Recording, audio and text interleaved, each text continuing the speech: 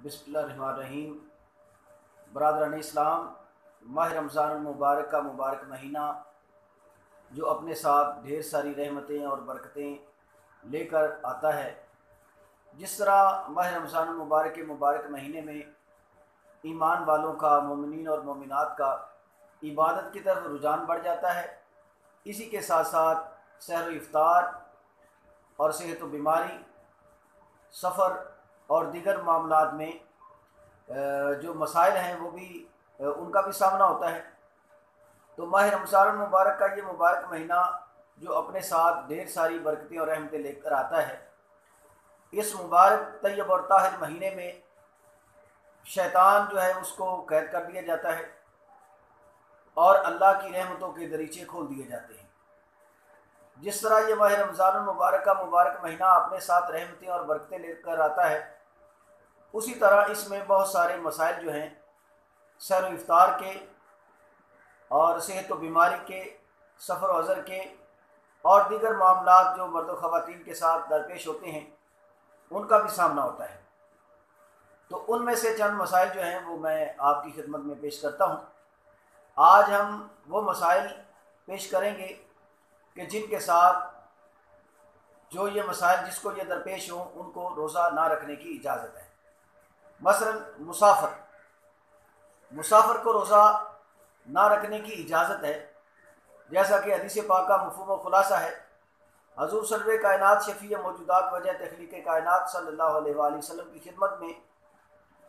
ایک صحابی رضی اللہ تعالیٰ عنہ حاضر خدمت ہوئے جو کہ مسلسل و متواتر روزے رکھا کرتے تھے۔ انہوں نے آ کر عرض کی، آقا یا سیدی یا رسول اللہ صلی اللہ علیہ وآلہ وسلم، میں مسلسل روزے رکھتا ہوں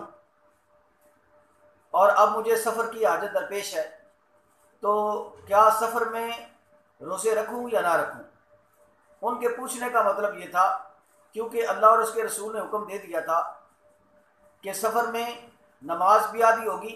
اور روزہ بھی معاف ہوگا۔ معافی کا مطلب یہ ہوگا کہ یہ روزہ بعد میں رکھنا ہوگا مگر اسے اس کا گناہ نہیں ملے گا، تو اسے روزے نہ رکھنے کی اجازت ہوگی۔ اب یہ جو صحابی تھے رضی اللہ تعالیٰ عنہ، کیونکہ یہ مسلسل روزے رکھا کرتے تھے، یہ نوافل بھی جو ہے وہ روزے ہیں وہ بھی کثرت سے رکھتے تھے، اب اس لیے انہوں نے عرض کی، آقا یا سیدی یا رسول اللہ صلی اللہ علیہ وآلہ وسلم، میں سفر کرنا چاہتا ہوں، تو کیا اس سفر میں روزہ چھوڑنا ہوگا، مجھے یہ لازم ہوگا؟ تو سرور کائنات شفیع موجودات وجہ تخلیق کائنات صلی اللہ علیہ وآلہ وسلم نے آپ نے ارشاد فرمایا کہ تجھے روزہ رکھنے اور نہ رکھنے کا اذن ہے، اجازت ہے تجھے۔ اس سے یہ ظاہر ہوا کہ جو بندہ روزہ نبھا سکتا ہو، جسے زیادہ دقت اور زیادہ مشکل، زیادہ تکلیف سفر میں نہ ہو، تو اسے روزہ رکھ لینا چاہیے، اور اگر کوئی شخص یہ روزہ چھوڑنا چاہے تو اسے اجازت ہوگی کہ وہ روزہ چھوڑ لے، اور آرام کے دنوں میں، سکون کے دنوں میں، جب اسے سفر کا معاملہ درپیش نہ ہو، ان دنوں میں وہ روزہ رکھے۔ اس روزے کا کفارہ نہیں ہوگا، ہاں اس روزے کی قضا ہوگی، اور سفر بھی سفر شرعی ہوگا، یعنی وہ سفر ہوگا جس سفر میں نماز قصر ہوتی ہے۔ جس سفر میں نماز قصر نہیں ہوتی، مطلب اتنا سفر اس نے نہیں طے کرنا کہ وہاں پر اس کو نماز قصر ادا کرنا ہو، تو پھر اس کو روزے کی معافی ہرگز نہیں ہوگی۔ اب اس کے ساتھ ایک اور سوال ہے کہ کیا حاملہ عورت جو ہے وہ جس کو بچے کی ولادت ہونے والی ہو، تو اب اگر اسے روزہ رکھنے میں تکلیف درپیش ہو، ویکنس ہو جاتی ہو اسے، یا گھبراہٹ محسوس ہوتی ہو، کھانے پینے میں دقت محسوس ہوتی ہو کہ وہ سحر و افطار اتنے اچھے طریقے سے جم کر نہ کر سکتی ہو، تو اس کو روزہ نہ رکھنے کی اجازت ہو، تو وہ شخص جو مسافر تھا اسے بھی روزہ چھوڑنے کی اجازت ہے، اور حاملہ عورت جو ہے جس کو بچے کی ولادت ہونے والی ہو، اس کی طبیعت میں گھبراہٹ ہوتی ہو اور کھانا سحر و افطار کے وقت وہ اچھے طریقے سے نہ کھا سکتی ہو، یا اسے بار بار جو ہے وہ اوپٹنگ ہوتی ہو، قے آتی ہو، تو اسے روزہ نہ رکھنے کی اجازت ہوگی اور اس کو کفارہ نہیں ہوگا، آرام کے دنوں میں اسے روزہ رکھنا چاہیے۔ اب اسی طرح دودھ پلانے والی، اگر کوئی عورت اپنے بچے کو دودھ پلاتی ہے اور وہ روزہ بھی رکھ لیتی ہے، تو روزہ رکھے تو دودھ کم ہو جاتا ہے جس سے بچے کو تکلیف ہوتی ہے، یا وہ روزہ تو رکھ لیتی ہے مگر اس کے بعد دودھ پلانے کے ساتھ ساتھ اس کو زیادہ کمزوری لاحق ہو جاتی ہے، تو اب اس عورت کو جو اپنے بچے کو دودھ پلانے والی ہے، اس عورت کو بھی روزہ چھوڑنے کی اجازت ہوگی۔ اور یہ ماں ہی نہیں، اگر کوئی آیا ہو، وہ بچے کو پال رہی ہے، دودھ پلا رہی ہے، تو اسے بھی اجازت ہوگی کہ وہ بھی روزہ نہ رکھے۔ اب اسی طرح آگے بیمار، اگر کوئی شخص بیمار ہے، جس کی بیماری چل رہی ہے اور بیماری کا علاج بھی ساتھ ساتھ چل رہا ہے، اور اب وہ اتنی قوت اپنے جسم میں، اپنے وجود میں نہیں پاتا کہ وہ روزہ رکھ سکے، تو اس کو اجازت ہوگی کہ وہ روزہ چھوڑ دے۔ اب اسی طرح اگر بہت بوڑھا شخص، شیخ فانی، جو شخص بہت زیادہ بوڑھا ہو جائے، تو اس شخص کو روزہ چھوڑنے کی اجازت ہو۔ مطلب یہ کہ اگر کوئی شخص بہت بوڑھا ہے، ضعیف ہو چکا ہے، اس کے جسم میں اتنی قوت نہیں ہے کہ وہ روزے کو برداشت کر سکے، تو اسے روزہ چھوڑنے کی اجازت ہوگی۔ ہاں، اس میں ایک اور دلچسپ مسئلہ ہے، اگر کسی شخص نے، جو بوڑھا ہے، شیخ فانی ہے، اس نے روزہ رکھ لیا اور وہ سو گیا،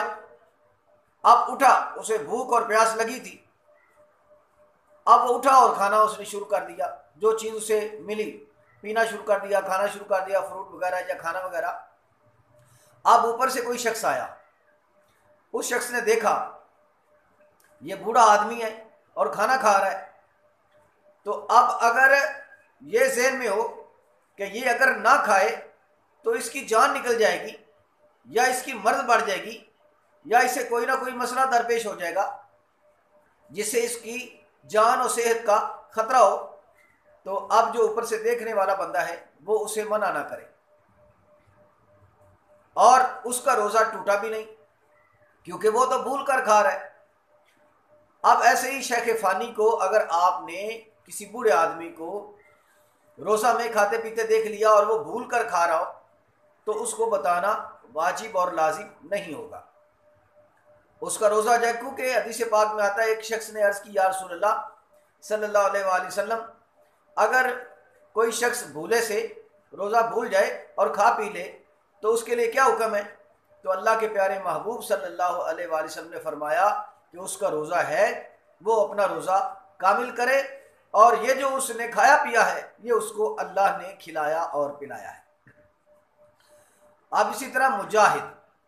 یعنی جہاد کرنے والا کوئی سپاہی ہے، اب اسے بھی روزہ نہ رکھنے کی اجازت ہوگی۔ اگر کوئی شخص جہاد پر جا رہا ہے، یا کوئی جو ہے وہ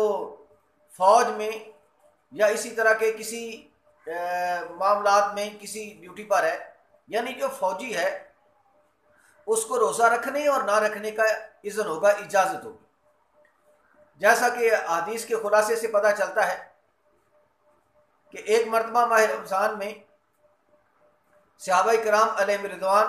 جنگ پر جا رہے تھے، تو کچھ لوگوں نے روزہ رکھ لیا اور کچھ نے نہیں رکھا، تو پیارے آقا مدینے والے مصطفیٰ صلی اللہ علیہ وآلہ وسلم نے، آپ نے رکھنے والے اور نہ رکھنے والے دونوں میں سے کسی کو بھی کچھ نہ ارشاد فرمایا۔ مطلب یہ، جنہوں نے روزہ رکھا، اللہ کے پیارے محبوب صلی اللہ علیہ وآلہ وسلم نے ان کو بھی منع نہیں کیا، بھائی سفر میں ہو روزہ چھوڑ دو، اور جنہوں نے نہیں رکھا آپ نے ان کو بھی کچھ بھی جو ہے وہ اس طرح کا منع کرنے کا کوئی ایسا مسئلہ، کوئی ایسی بات نہیں ارشاد فرمائی کہ تم لوگوں نے روزہ کیوں نہیں رکھا، تمہیں چاہیے تھا روزہ رکھ لیتے۔ تو یہاں سے یہ پتہ چلا کہ جو مجاہد ہے اسے روزہ رکھنے نہ رکھنے کا اذن ہوگا، روزہ رکھنے نہ رکھنے کی اجازت ہوگی، اور جب وہ آرام و سکون کے دنوں میں ہو تو اسے اس روزے کو جو ہے وہ پورا کر لینا چاہیے۔ اب ایسے ہی اگر کوئی شخص کسی کافر کے ہاں کام کرتا ہے، جیسے بیرون ممالک میں بہت سارے جو افراد ہیں، مومنین اور مومنات ہیں، مسلمان ہیں، جو آؤٹ آف کنٹریز میں جا کر جو وہ کام کر رہے ہیں، اگر کوئی شخص کسی کافر کے ہاں کام کر رہا ہے اور ماہ رمضان کے اس مبارک مہینے میں روزے رکھنے کا اس نے ارادہ بنا لیا، اور کافر نے کہا کہ اگر تم نے روزہ رکھا تو میں تجھے جان سے مار دوں گا، اور اسے یہ یقین بھی ہو جائے یہ شخص مجھے جان سے مار دے گا، تو اسے بھی روزہ چھوڑنے کی اجازت ہوگی۔ جب وہ آرام اور سکون کے دنوں میں ہوگا تو اسے اس روزے کو پورا کر لینا چاہیے۔ اب اسی طرح اگر کوئی شخص بیمار تھا اور بیماری کے بعد ابھی نئی نئی صحت ملی اسے، اور اوپر سے ماہ رمضان کا مہینہ آ گیا، اب اگر وہ بندہ روزہ رکھتا ہے، جو ابھی بیمار تھا اس کو صحت ملی، ابھی چند ہی دن ہوئے تھے کہ اس کی بیماری دور ہوئی، اور چند ہی دن ہوئے تھے کہ اسے صحت ملی، اب جو بیماری کے بعد نئی نئی صحت ملی اور اوپر سے ماہ رمضان کا مبارک مہینہ آ گیا، تو اب اس کے لیے کیا حکم ہے کہ اگر وہ روزے رکھے گا تو اس کی طبیعت پھر سے نحیف ہو جائے گی، کمزور ہو جائے گی، اور بیماری لوٹ آنے کا حتمی خدشہ ہوگا، تو اب ایسے شخص کو بھی روزہ نہ رکھنے کی اجازت ہوگی، اور وہ صحت کے دنوں میں اس روزے کو دوبارہ رکھ لے۔ ایک اور سوال ہے کہ کب روزہ رکھنا گناہ ہے؟ یہ یاد رکھیے کہ ماہ رمضان کے روزے اگرچہ فرض ہیں، مگر چند دن ایسے ہیں جن میں روزہ رکھنا جو ہے وہ حرام ہے، جن میں روزہ رکھنا سخت منع، الٹا گناہ ہے، جیسا کہ عیدین میں عید کے دنوں میں روزے رکھنا یہ منع ہے، ایسی ایام تشریق میں یہ روزے رکھنا بھی منع ہے۔ اب اکثر کچھ لوگ ایسے عید کے دنوں میں جو ماہ رمضان کے روزے چل رہے ہوتے ہیں، تو کچھ لوگ جو ہیں وہ اس طرح کرتے ہیں کہ عید والے دن بھی روزہ رکھ لیتے ہیں، اور جب عید پڑھ کر واپس لوٹتے ہیں تو روزے کو چھوڑتے ہیں۔ وہ کہتے ہیں بھائی جس نے سارے روزے رکھے ہیں وہ عید والے دن بھی روزہ رکھے، آدھا روزہ رکھے، تو یہ بالکل جہالت ہے، یہ غلط مسئلہ ہے۔ لہذا عید والے دن روزہ رکھنا یہ الٹا گناہ ہے، عید والے دن میں روزہ نہیں رکھتے، ایام تشریق میں روزہ نہیں رکھتے۔ اب کیا ایک اور سوال تھا،